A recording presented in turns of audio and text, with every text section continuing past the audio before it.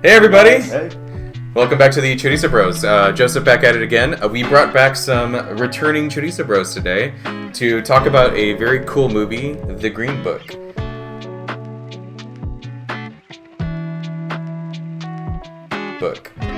We got Brandon over here, we got Josh over here. If you guys want to reintroduce yourselves to the audience, we'll start talking.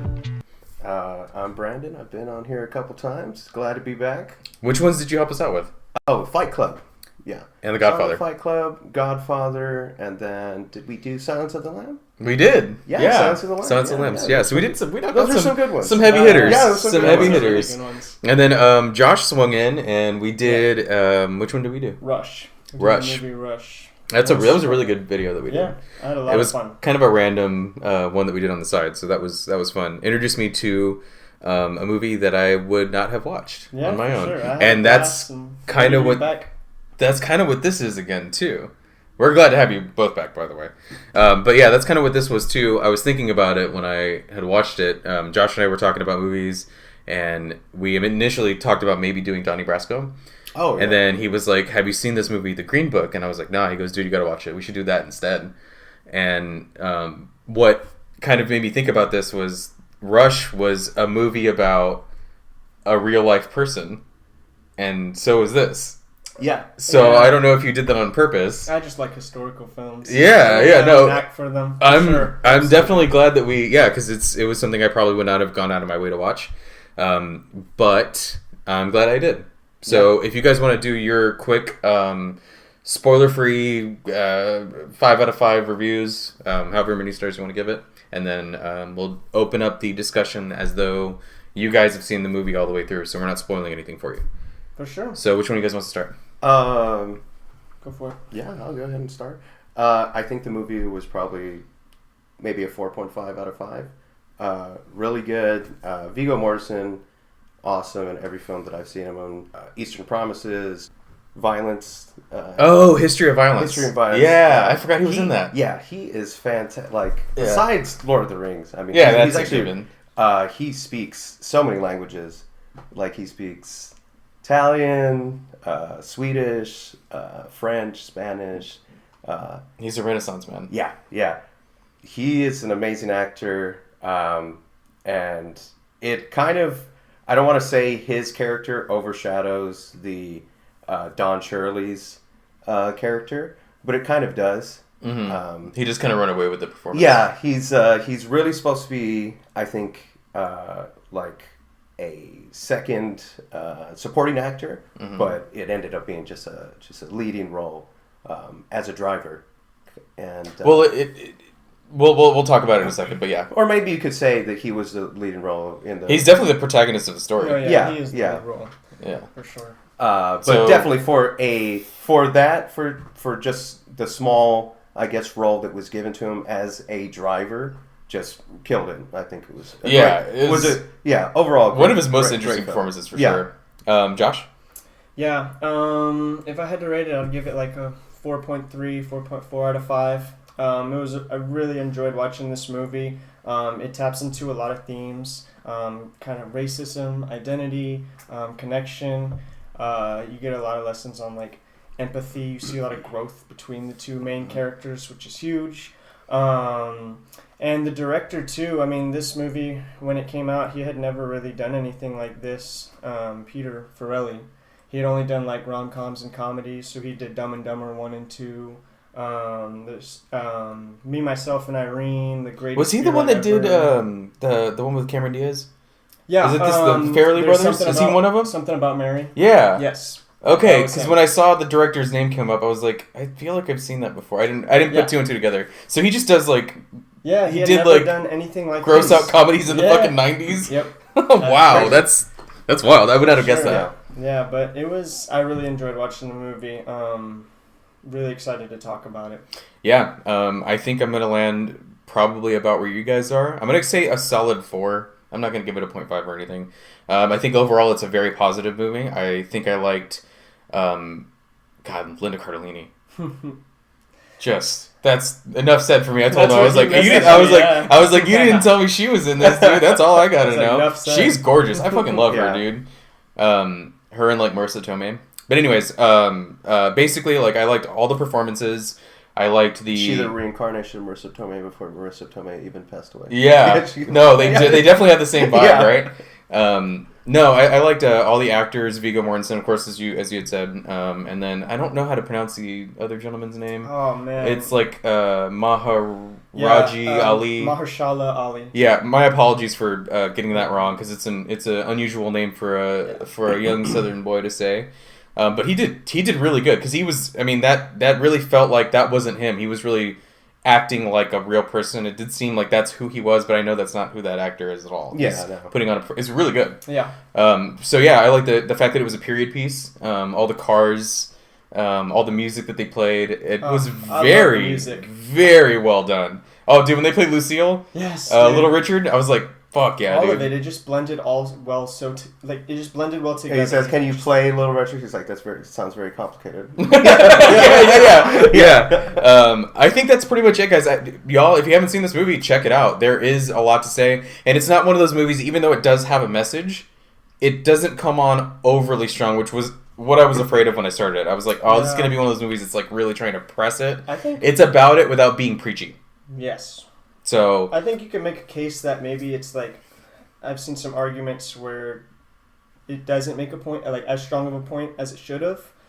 Maybe because you kind of think about it when you go back to the 60s, it's all about the racism, and you're trying to understand what it's like to be an African American male in that time frame, but the message doesn't get conveyed as well because the point of view is from Tony. And so I feel like it would have been you could have made two completely different movies if you focused on just Tony, or if you focused on Shirley. Yeah, Dr. Shirley. Yeah. It would have been two completely different stories, but it would have been really interesting to see. Well, there's not room for growth if it's Shirley. It has to be Viggo Mortensen coming to terms with... Yeah. Like when he throws the glasses away, the two guys are... Yeah. We're in spoiler territory, guys. We're just going to talk like you've seen the movie. Go watch it. And we're just going to talk now. Yeah. So, yeah. Yeah. Not to say that he doesn't have some growth, Charlie. Like, he has some growth as far as accepting of being what is perceived to himself as undignified, because he has to be dignified to gain this respect. He feels bad for eating that fried chicken in the back seat. Like, there's not a plate, there's not a fork and a knife, but in most establishments in the South, where he's not, accustomed to in New York, where he's currently from, he was from Florida, and he kind of escaped that, and to lower himself, it was he. Okay, I see what you mean. Yeah, it was a hard time to like. That was his hill to get over. Yeah, he definitely had some growth, being accepting. Like, he didn't even listen to any of the music that he was showing him, like, in the car. He's like, "You don't know Little Richard, you don't know Aretha Franklin. Yeah. Like, I'm more black than you," he told him. Yeah, that was a rough conversation to listen to. I was like, this is definitely the 60s. The guy lived on top of Carnegie Hall. Like, it was crazy. Oh, when they have him on that throne. And I actually looked at some, I listened to, what was it called? Orpheus? Mm-hmm. The Orpheus album, whatever it was called. I listened to it before you guys got here.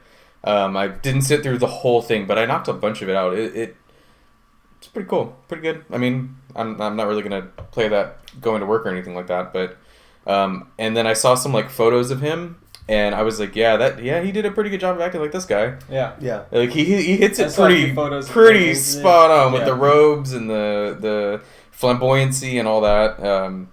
So when I first initially started this, I thought that this was going to be a historical fiction. Like, it was going to be, we're going to tell a story as though it's taking place in this time. We're going to be as realistic as possible. Mm-hmm. I didn't know that this was a real guy. Yeah. That this driver was a person. That the singer, the pianist was a person. So I was like, okay, I didn't like where some of the story was going and some of the portrayals, because I thought they were forcing this person a little bit too much, forcing this stereotype a little bit too much. And then when I realized he was a real person, I was like, okay, they're not pushing it. They're probably drawing it a little bit back. Yeah. Because I was like, okay, now there's a gay narrative in here, Now, nothing against that, but I was shocked by that. Yeah, that really caught me off guard when it happened. Yeah, and I didn't know that, and knowing that, okay, well, this is a true story, and there was probably some of that shit going on that the driver witnessed and knew about. Then I'm like, okay, it's just a realistic account. Yeah. But if I was looking at it without knowing it's real, seeing that it's like trying to tell this race narrative, and then throwing in, okay, well, now we're going to throw in a gay thing in there too. It felt like a lot. Yeah. Until the end when I was like, okay, wow, that I'm more interested in learning about this person. I want to listen to his music. Yes. So I went through some growth too. So that was cool. For sure. And I think that was a point I was thinking about was that that was kind of the interest of the movie for me as well, after I was going and kind of looking into everything that had actually happened and what was actually correct in the movie versus what actually happened in real life. And I think at some points I did feel like the movie was a little rushed, because I think something I did find was that it was very condensed in the movie. This entire trip happens over the period of like 2 months, whereas in real life I think it was more of like 8 to 9 months, a full kind of year thing. So that was really interesting to me to see how I understand why they did it for the movie aspect, right, of course. For the pacing. Yeah, absolutely, I get it. But it was really interesting to learn about the history of their story after the fact. Yeah, it's really interesting. Yeah. I was very fascinated by this this tale. Yeah, they definitely like timed everything together to be, he's got to get home right on Christmas. Yeah, and, like, absolutely. Very cinematic. Very Hallmark. But yeah, besides that whole, and it's such almost a backdrop to really the whole film is more of the relation between him and his character, relation to just with any black man. And he's like, at the beginning, he immediately is like, I'm not going to be in servitude to a black guy. I'm not going to polish your shoes. I'm not going to be your butler. The Indian gentleman that works for him, like at Carnegie Hall, he puts a blanket on him. He, takes care of him. When they had that standoff about putting the bags in the trunk. Oh, yeah. Dude, I love that. That was like funny. And the other... And then he's like, God damn it. Yeah, the other members of the trio are like... Yeah, no, I love that. Yeah. Well, that's kind of why he liked him. There was something about his defiance and his sort of like blasé attitude that even though he kind of criticized, he kind of liked. There was something about it that he thought was kind of. I want to say he knew he was he was a tough guy. Like he was. He was connected a little bit. He was a tough guy. He was known. He said that he was referenced his name several times by other, agencies. Mm-hmm. And the guy wasn't afraid of working for the Copacabana, the Jewish owner, mm-hmm. and the guy that was driving him around. He wasn't afraid to work for an undesirable, as to say, as long as the money was right. Basically. And at that time, and he's like, well, calls up his wife. He's like, "Can I take him away for this? Mm-hmm. Is the money good enough?" Basically, and I think it was interesting to kind of look at those first few scenes when he was working at the Copacabana, because you see him steal Scudo's hat, mm-hmm. and you're like, "Oh, this guy's got balls to go and steal a mob boss's hat," but not really. He's just doing it to kind of get trust with him. Mm-hmm. to build trust and get his name out there, which is kind of why I think he's enterprising. Yeah, exactly. Yeah. But I also think he's not willing to do anything, because we see the scenes where he meets up with these guys and we're like, "Oh, we'll give you work to do. Like, mm-hmm. you'll do a job for us," and clearly that's going to be some dirty work. Yeah. And he says, "No, I'm not going to do that." So he's got some morals. Yeah. About how he's earning his money. But it was really interesting to see. I actually watched the movie twice, and I completely missed it. I thought the Copacabana had completely shut down at first. I didn't know it was just for 2 months. Until the second playthrough. Yeah, she's like, "Oh, it's for..." Yeah, they just got to renovate it for a couple months. Yeah, that, the real guy is, like, one of the most fascinating guys, like, you'll see. He was found by Francis Ford Coppola while he was still working at the Copacabana, and then had him work as an extra in The Godfather, in the first Godfather.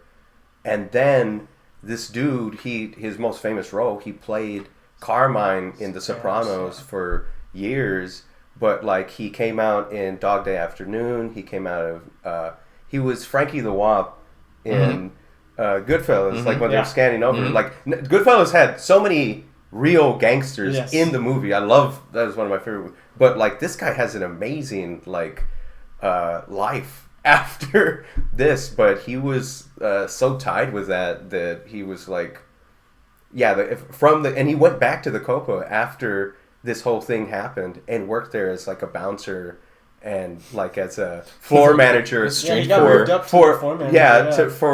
like years, and just being there for years, he got discovered as being like, damn, that's wild. Yeah, he's crazy dude. One of the things that sort of set the tone, I really like the opening of this movie. And I don't know if I was just like trying to tie strings together just because I was like really trying to figure this movie out. But one of the things that I noticed at the beginning in Vigo's introduction is there's a lot of passing of cash and a lot of looking the other way. And that's kind of the theme of the entire movie. So with just a few visuals, it's sort of like, it's of course centered around music because there's the guy in the background singing, and there's always this trading hands of money and, hey, let me have his hat, I'm going to give you some money, and then here's this.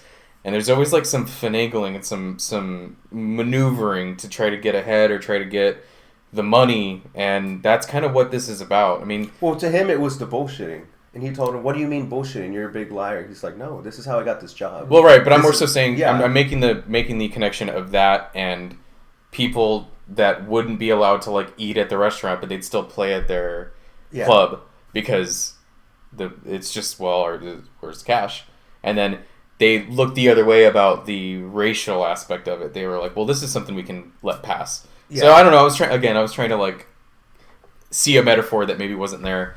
But I noticed that. I was like, well, yeah, that's what the whole movie is. Right, that's what Dr. Shirley's trying to go and prove on his tour to the South. Is that, There's a hypocrisy here. And then you see that standoff at the last location in Birmingham, and he had enough of it at that point, finally. Yeah. Good for him. And man, what a huge scene that was after when they go to that, was it the Orange Bird? And he finally gets to play his classical music for the people, for his kind of people, as as it was put earlier in the movie. Right. And then after that, for them to accept him, and he gets to join in on the music he never experienced, and it's just kind of like, oh, well, that was his journey. He finally got to be a part of, It was like a thing he almost was trying to separate himself from. And then to have a flip-flop and be like, okay, I actually feel kind of comfortable in it. Yeah, I had fun. I do this, as he said, I do this free once a week. All right.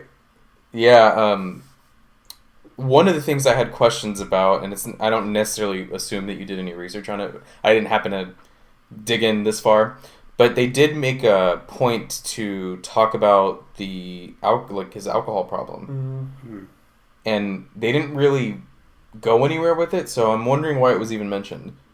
There was kind of no point story-wise for it to be there, except that it's just a detail. Well, the gay thing also kind of felt... a symbol for his loneliness. Well, these were... I mean, it's hard to just try to tell a story about him and not even ever mention it. Yes, could it have been the whole point of the story is he's an alcoholic and he's a gay guy? Yeah, you could have just run the whole story with that, but I don't think that really was his entire character. No. Did he have a drinking problem? Yeah, because he looked at those two guys from the trio talking to women.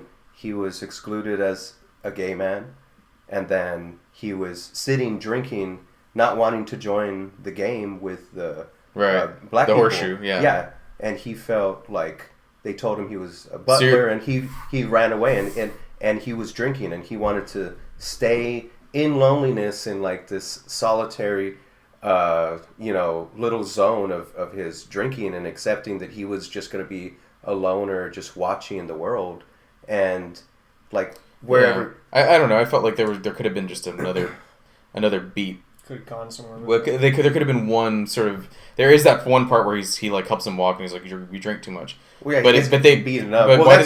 But they showed it. They showed it all the time, but they didn't do it. I don't know. I felt like that was just a little bit mishandled. That's all I'm saying.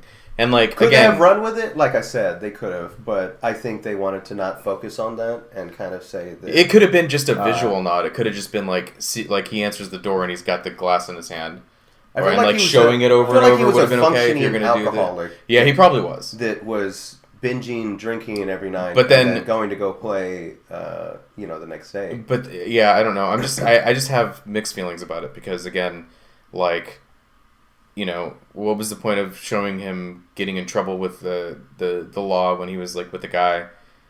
And what was the point of its story? Kind of foreshadowing before when foreshadowing that it would lead to issues. But also, I kind of like to find symbols, and I thought that the alcohol was a whiskey, right? Cuddy Sark. Yeah. So I thought it kind of represented his loneliness. The first scene you see him there, he's all alone on his balcony watching everyone, and then kind of looking deeper into it when they're talking about the whiskey glass on the piano. When they go into that last scene and he kind of puts the whiskey glass off the piano, that might just be him. He doesn't want to have the glass on his piano, but I also kind of saw it as him putting the whiskey away, as in he's not lonely anymore. He's able to hang out with these people who accept him as well. Yeah, that is true. I thought it was a dignity thing. He did live. He did live until he was 82. Yeah. So I think he probably got over his alcoholism. I think that might have been the point of it. Is that he was drinking because he was lonely, and then at the end he went and ate with them for Christmas. Kind of went away with his alcoholism. Now the gay thing, that was just kind of more of a biographical little thing. Right. Yeah, I can accept that. Adding to the lonerism that not only is he a black man who isn't black enough, he's a black man who's trying to be white and is always going to be in front of these white people because who's listening to the classical music? Like all of the crowds he was playing for were white people. And I think that was just like a little biographical. No, and I can accept a little bit of it. I didn't rate this. I didn't rate this movie poorly because of that. You better be okay with it, asshole. It was more so that it. I don't have a problem with the fact that was there. I have a problem with the clumsy story aspect of it. The storytelling part is a little clumsy. It felt like, in my opinion, that. You don't show a thing if there's no payoff. There's no point in doing that. Right. Unless it deepens the character, and for the story it didn't deepen the character. The issue was overcoming the Green Book, or like the staying in places and not being able to use the restroom there, and that was the emotional issue. It wasn't the other thing. Even though I think I think it was more their just relationship. I think it was like If it was supposed to be about the Green Book, like then they should have. It's named Green Book, dude. Yeah, but it should have been just about that. It should have been more about him breaking the norms and stuff like that. And like you said, like some people saying it didn't go too far.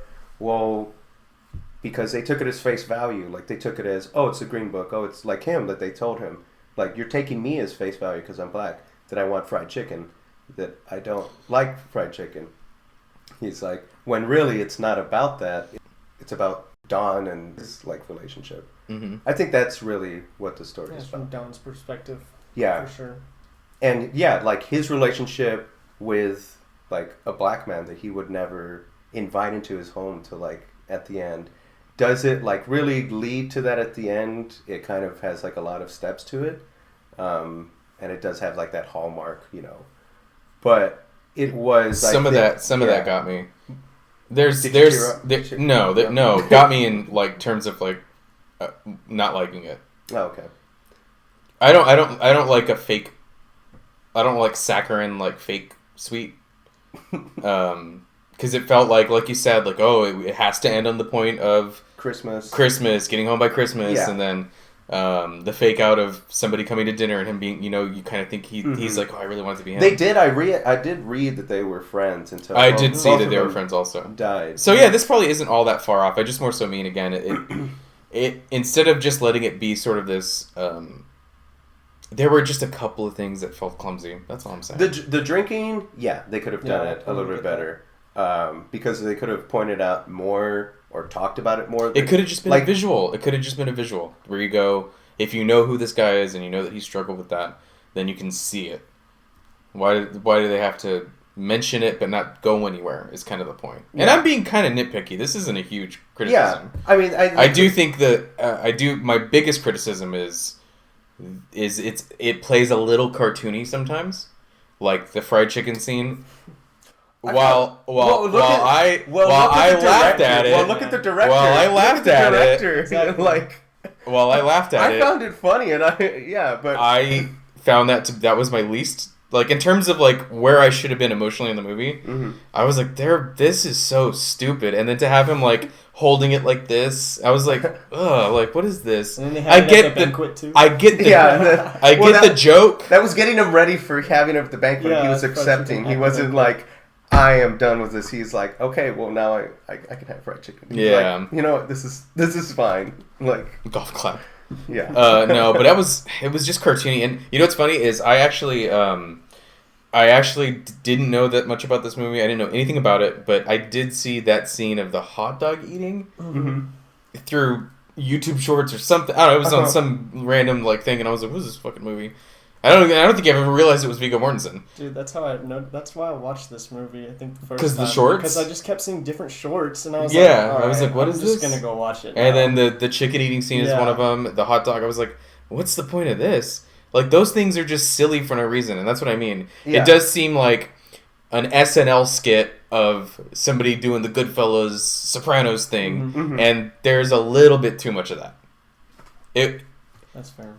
It's a lot, dude. It played for goofy, not like... I loved how much of, like, a slob, of, like, just, like, kind of like a tough guy dad this guy was.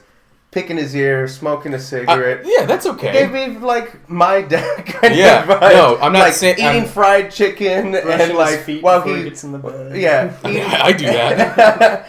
Eating fried chicken while he's driving. Literally, my dad has done shit we've all... Dude, yeah, we've all done that. I found those things not unlifelike, honestly. I found those things, like, how a tough guy, if he really was... How they I'm also saying like the Italian stereotype, you know. Thing. That was kind of reality. I don't know. It just seemed like somebody wrote it based off of seeing Goodfellas too many times. That's what the guy was in Goodfellas. That's what it felt like. That's all I'm saying. The guy was based off... Goodfellas was probably based off of him. The more we talk about it, the less and less I like this movie. I'm going to give it a 3. No, I'm just kidding. No, but that's okay. That's whatever. I obviously liked it enough to like get over that. Yeah. This is a pretty well crafted movie. It's very well crafted. I'm nitpicking. What else you got, Josh? I know you're looking at your screen over there. Throw us something. Yeah, a bunch of stuff. Yeah, let's fucking launch it. I got some fun facts. I didn't know that the son of Tony was the person who wrote this movie. Really? So he actually, that's kind of why it's from the perspective of Tony, of course, because they got many of the interviews from that. But yeah, and then I believe he talked with both of them about putting the movie out, and when they did, Dr. Shelley, what was his name? Shelley, right? Shirley, Dr. Shirley, he didn't want it to be put out until he passed away. And then they both passed away within 3 months of each other, 3 or 4 months of each other, and... That's kind of crazy. Got to work on that, yeah. Who it was Shirley died first? I think so, yes. Yeah, Shirley died first.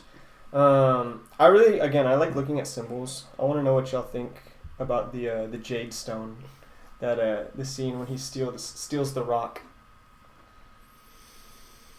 As far as that, I think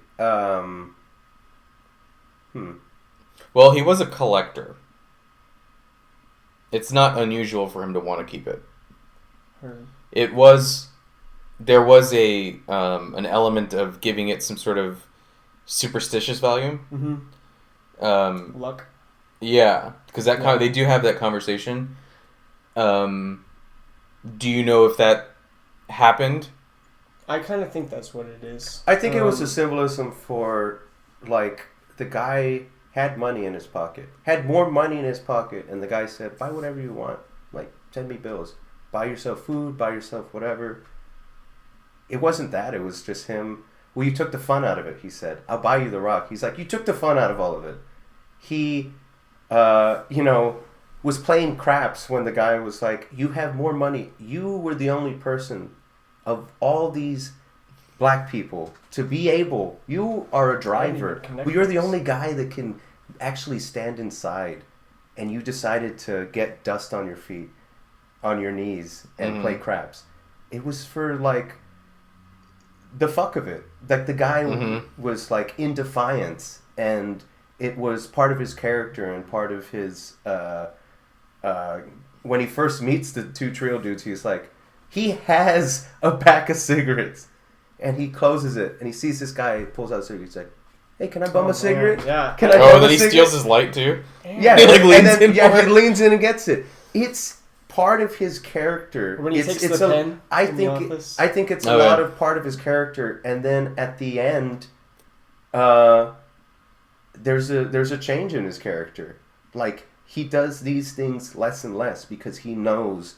And I think at the point when he's in the black only hotel, and he's smoking a cigarette, and the doctor comes out and he's like, do you have to smoke a cigarette every time? He's like, he would have been pissed at the beginning. He's like, and he says, what did you say? You just have to say the word. I didn't know it bothered you. I thought that was his turning point too. Yeah, and he turned it off. He's like, whatever you say, like, I didn't know it bothered you. He started doing stuff less and less that he knew bothered him, which were his, like, the stealing, when he didn't even have to. The fucking bumming of cigarettes, when he never even had to. Yeah. The playing of crap, he was just doing it because it's fun. It's what I do. It's the fun of bullshitting, the fun of scamming people, the fun of getting money that I never lose on the cards, like how he says, like...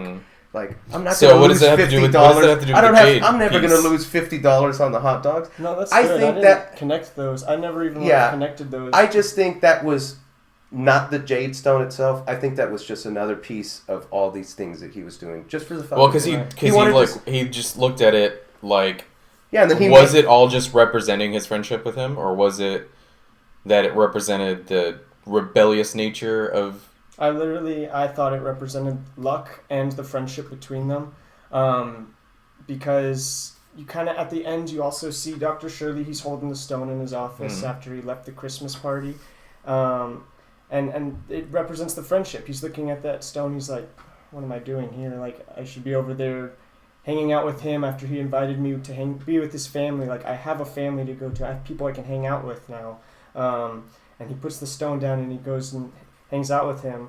But I would have never even connected all those things of Tony's character. And I also thought that scene was the turning point for him, because he puts the cigarette out, but that's also the scene where he kind of gets how to write a letter finally. He's like, I don't need your help to write this letter. I thought that was kind of cool. Yeah, I thought that was kind of cool. It's very simple. All aspects of his simple, life, but he just turned. Yeah. Yeah, that letter is, like, very simple, but he, like, is describing his wife as, like, a house, and he's like, yeah, it's fine. But then he's like, okay, like, she's the lie of your life, or, makes everyone happy. He's like, okay, whatever, right? Like, it's going to be simple, but it's like, you get, like, to not say, I'm drying my socks on the TV. Yeah. Yes, kiss the kids. Kiss the kids, yeah. I bet you that seems like a realistic note. That seems like something his son would have heard. Like, his mom was like, yeah, he always finished his letter with P.S. kiss the kids. Yeah. That seems realistic. I would be bummed to find out if that wasn't actually, like, how he actually wrote his wife. Because it does seem sweet. It does seem... yeah, because he's not... I mean, he's kind of scummy, but he's not a bad guy. Mm-hmm. At least they made him very likable. Yeah. They made him very likable in spite of all of his shortcomings. He really did open himself up to some changes. Absolutely. And I bet you it was tough. Like, it's easy in hindsight in 2025 to look back and be like, whatever. But there's a whole cultural, like, shift that he had to do half of that stuff. Yeah. To actually end up being, like, a good friend of his is, like, pretty remarkable. Because he didn't have to. There was some way they connected, and then to find out that on top of just having the racial divide, there's, on top of that, he like was into men. That is another thing that he probably in strong Catholic Italian culture. Yeah, that shit would not have flown. No. So, having, I don't know, like that really showcases, who he really was. That's cool. I found that probably harder for him to accept. Maybe he just but the black part, him going down south and realizing that he was pretty discriminated upon. Oh, you're half a...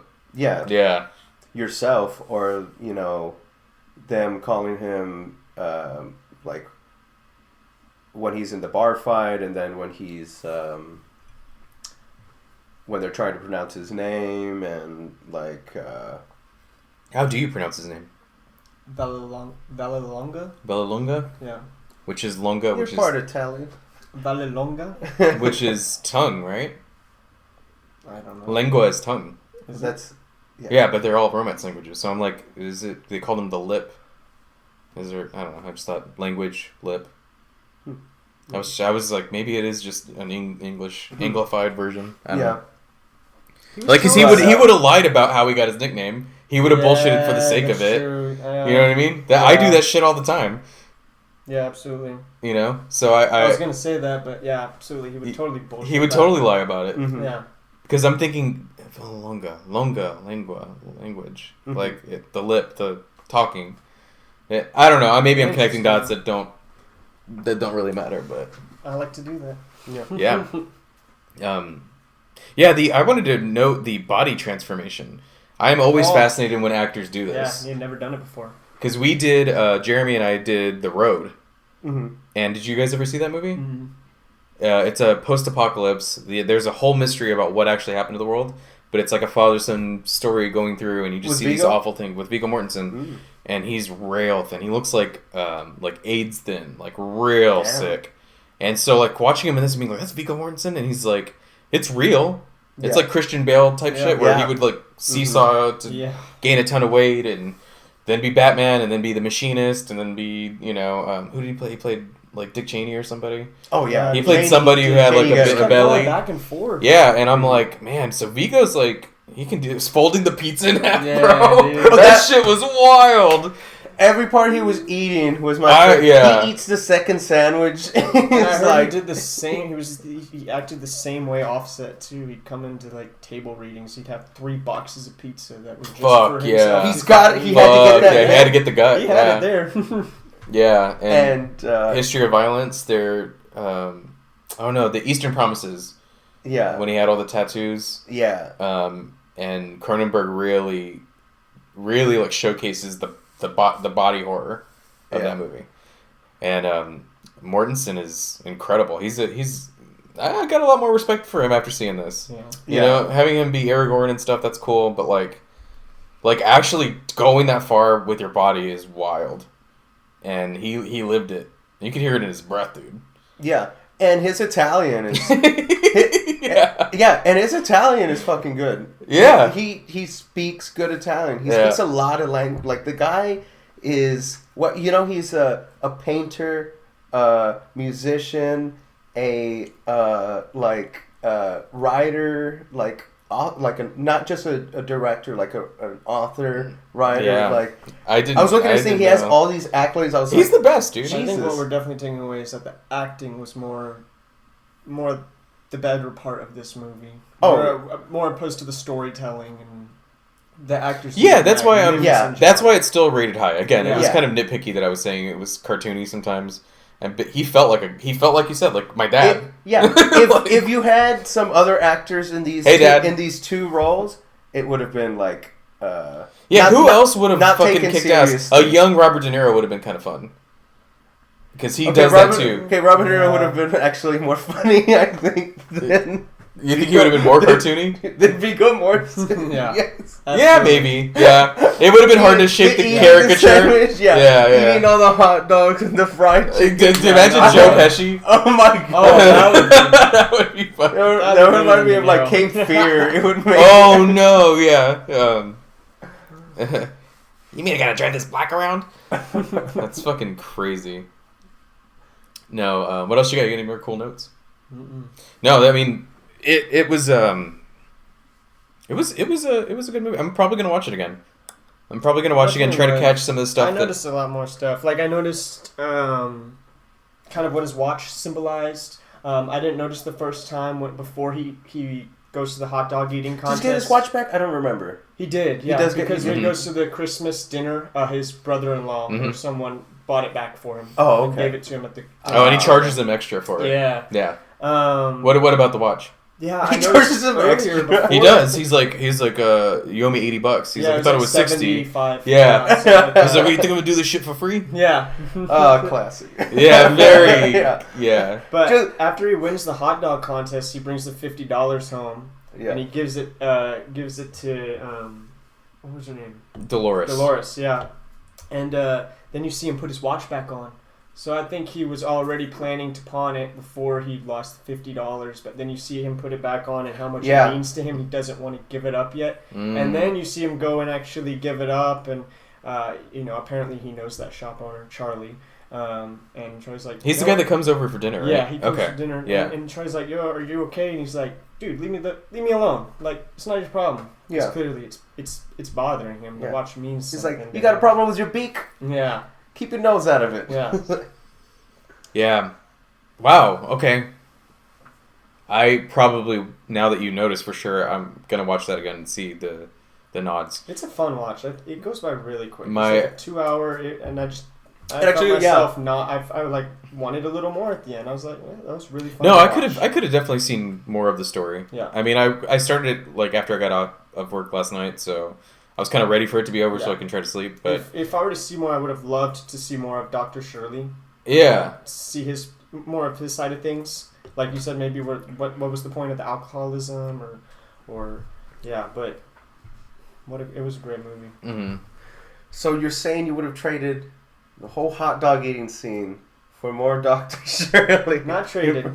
Just a little more. Just give me... It was like 2 hours and 10 minutes. Give me like 2.5 hours. Like, make it almost 3 hours. Make it a 3 hour. Well, yeah. I don't know. There's a lot of little... I was really trying to like hone in on it again, like I said at the beginning, and the cultural difference thing. And they really showcase, and that's kind of like what I admire about good movies is they can do it without necessarily having to spell it out for you. Like having the two guys come over to fix the whatever they were working on. The whole family comes over to watch. It was these eggplants. Yeah. You know, and you go, that's how this motherfucker grew up. Mm-hmm. That's normal. That's not out of pocket for them. Yeah. And then the very end when they're like, he calls them Moulignons or whatever. Yeah. I'll bleep that. I bleep myself a lot on these. And he's like, he goes, don't call him that. Yeah. And that's a big sign of growth. That's a big because you're seeing, without him having to say it, you're seeing how he grew up, and that's the better way to do it. And you see it sort of rub off on the family at the end. Like, get him a spot at the table. Yeah, well, because they picked up on his cue. Yeah. They talked about it later. Oh, absolutely. They talked about it later. You gave a moolie a fucking seat at your table? Yeah. I mean... But also, it's like, I feel part of it, it's like his household, and him accepting is like part of, well, you're going to have to accept because you're here eating at my table. I have my friends over. Yeah, he's like... Realistically, it would not have happened like that. Mm-hmm. I don't know. You're hoping, you were like hoping something. No, not at all. I'm just thinking it's more so the grandfather's wild. Yeah. What the fuck? He's like sitting outside on the stoop eating his meal because he's going to be inside. In the cold. In the cold, the old grandpa. He couldn't sit down with somebody. To death because he couldn't sit down. Yeah, that would be more realistic. I could I could see that a generation even older. Yeah. Being ugly like that. So I don't know. Yeah, man, great movie. I don't know. I find like up north racism to have progressed much quicker than down south racism. Yeah, I mean it's it's pretty clear cut. That there's some I think the Italians, the Guidos were better like accepting before the hillbillies, like you said. He's like, I got more in common with black people than I got with these. That was a weird. I remember. I think I was kind of like, not dozing off, but I was like, whoa! I like clued in whenever that conversation started. I was like, what is it going to say now? That's wild. After throwing the cups away because some black person drank from it. That's fucking crazy. Oh, actually, yeah. And then they call Kennedy, right? Mm-hmm. He calls Kennedy to get him out of jail. Robert. Oh, Kennedy. yeah. I actually heard Bobby, right? Something about that. Attorney General, right? Yeah. At the time. When that happened in real life, I'm pretty sure like just a few days later is when the JFK assassination happened. So that is right when that was going on. It was like 3 days before that. Is when he made that call to get them out of jail. Crazy. Yeah. Wow. Pretty nuts. All right, so let's turn this into a JFK conspiracy theory. Yeah. Y'all got 2 hours. Have you had Cutty Sark?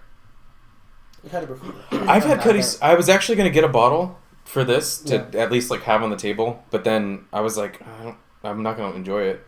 It's not. I've had it before, and it's not that good. It's not that good. It's a very cheap, like blended scotch. Yeah, I used to have it at Longhorn when I used to work there, and it's really weird that they would have it there, because like I stopped at a mom and pop liquor store, and they you have to get it at like Specs or. I'm trying to think it would be like at the bottom shelf of the scotches. It'd be like next to J&B or something. Yeah, but like it's not like it's cheap, but it's not like at any liquor store. It has to be at like a bigger liquor store because. Who wants it? Who's gonna go out of their way? Like, it's not a great something like Schlitz. Like you need to look for it. Yeah, it's not a great choice. But then I would be like, what am I if I have a bottle of Cutty Sark and then just the guy downed a bottle every night apparently. Yeah, that's wild. Yeah.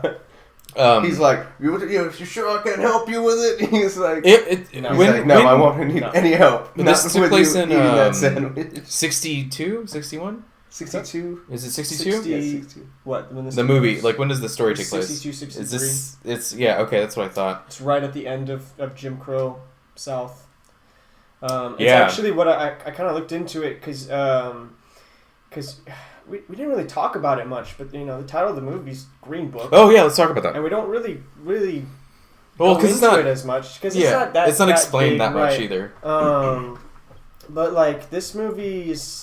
Kind of looked at it. It's happening in the Renaissance of travel or interstate travel because you've got the Highway Act, which was passed in like the mid 50s, and so you have all the mass highways being constructed, and so with that comes the the roadside motels, attractions, gas stations, and then of course you've got that's where the Green Book is invented, so they can safely travel. I mean, the Green Book was made way before this, but it was really it was in like 39 or something when it started. Yeah, and I didn't actually. It got pretty big. It went to like other countries, like down by the equator as well. Wow, different countries outside the U.S. Yeah, it got pretty. Yeah, the guy's name was Green. It was based off the guy's name. It was Victor Green. Victor Green. Uh-huh. Yeah, but yeah, I feel like there was a couple of lines explaining it, but yeah, I feel like they could have talked about it a little bit more, or like had another character like have one. Right. Like change the name of the movie. It's weird that that's the name of the movie and it's not because what's the name of the movie gonna be? Italian and a black guy become friends. It's like it's got to be subtle. It's like. What is it? The long road together? What is it going to be named? Like yeah, because I like the Steel Magnolias or like something that does Steel Magnolias. Okay, I don't care. If you want to fucking start me up on that goddamn movie? You like that movie about cancer, but the movie's not about cancer. Someone has cancer in it. I'll tell you right now. Don't care about the women. Which one has cancer? I know you don't care about women, but I'm just kidding. I have to edit that out. Yeah. I've had this conversation and this argument over and over about Steel Magnolias. Okay, but the title... That movie. Go on. The title of a film alone, I don't think completely takes over. Like, oh, it has to be... About Magnolias? Huh? Yeah, about whatever the name of the movie is. But no. It's like, it's a setting. It is the setting. Yeah, you're right. They lay the setting down. They should have called it Jim Crow. The Jim Crow Mile? No, just Jim Crow Mile? The Jim Crow Mile. That's the only road they can... No. Virtuoso. Yeah, but the sure, yeah. The Green Book was their path, was their places they could go. It represents their emotional path also. Yeah. Their friendship, yes. You're right. So, but Steel Magnolias... Don't just... we've had a conversation about this. I'm not going to start it up again, but... I feel like it would have been more cartoony if a bunch of people had green books, like, they were just running... No, I'm not saying, like, all the time, but, like, maybe one... Just to sort of illustrate that it's not just him going through this. Mm-hmm. That there's... I liked that it was just him going through this journey, though. Well, I think because the point of it would have been that you would have seen, like, other like, because I looked at... There's a video somebody made about the Green Book, mm-hmm. and it was kind of talking about, like, what... Like, they would have to travel, like, with extra tanks of gas or extra, like, canisters of gas because some gas stations wouldn't let them fill up there because they were colored. And they'd have to pack lunches and, like, multiple because they might... And then they might have to sleep on the side of the road and, like, different things. And it would have been interesting because you would have seen the dichotomy of him, like, being this high-class person with money, but seeing, like, what the average colored person back then would have had to go through. Because all they get is a shot of him looking out at the field, and they kind of look at him like, what the fuck is this thing? Because most people that were probably... Because they've never seen one in a suit, you know what I mean? Most people that are probably following the Green Book were just moving, were just because they had to. Sure, yeah. And he was basically going for leisure. He was going to perform. He was going to... This was a guy completely... I'm just saying I would have wanted to see one other person. You just want... Just give me one person. Probably if you're going to call it the Green Book, let me see someone else take it out. The other family... True. Am I tripping here? No. And I think even when you think about Green Book, a movie like that could have gone more into racial tension than what it did. Yeah.